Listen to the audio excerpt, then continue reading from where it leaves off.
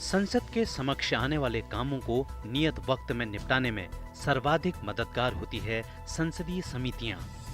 इन्हीं संसदीय समितियों में से एक है सरकारी उपक्रमों संबंधी समिति। संसद की वित्तीय समितियों में से एक सरकारी उपक्रमों संबंधी समिति का गठन पहली बार साल 1964 में हुआ। इस समिति का कार्यकाल 1 साल का होता है। यही वजह है कि समिति का गठन हर साल किया जाता है।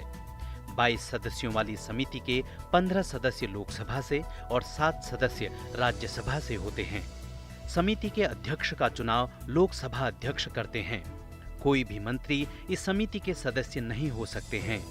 समिति की ओर से किए जाने वाले कामों की अगर बात की जाए तो ये समिति लोकसभा में प्रक्रिया और कार्य संचालन के नियमों की 4थी अनुसूची में दिए गए सार्वजनिक उपक्रमों की रिपोर्ट और खातों की जांच कर सकती है। समिति सरकारी उपक्रमों के विषय में नियंत्रक और महालेखा परीक्षक यानी कि ऑडिटर जनरल के प्रतिवेदनों की जांच भी करती है। समिति सार्वजनिक उपक्रमों की ऑटोनॉमी और इफिशिएंसी यानी स्वायत्तता और दक्षता की जांच करती है और इस बात को सुनिश्चित करती है कि सरकारी उपक्रम व्यावसायिक सिद्धांतों और नीतिगत व्यावसायिक व्यवहार के मुताबिक ही कार्य करें। इसके साथ ही लोकसभा समिति और प्राक्कलन समिति के अंतर्गत आने वाले काम जो समिति को सौंपे जाते हैं उन पर भी ये समिति काम करती है। समिति सरकारी उपक्रमों या उससे जुड़े विषयों को चुनकर उनकी समय समय पर जांच करती है।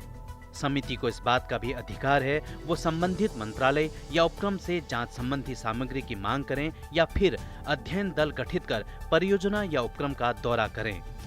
इस दौरान समिति की ओर से होने वाली हर एक बैठक अनौपचारिक होती है, जिनके विषय में बाद में औपचारिक बैठकों में विस्तार से चर्चा होती है।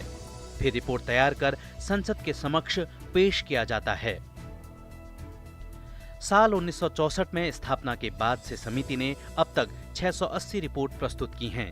इनमें से 310 मूल रिपोर्ट हैं। 316 समिति की मूल रिपोर्ट पर सरकार की ओर से की गई कार्रवाई पर रिपोर्ट है। साथ ही 54 स्टडी टूर रिपोर्ट भी हैं।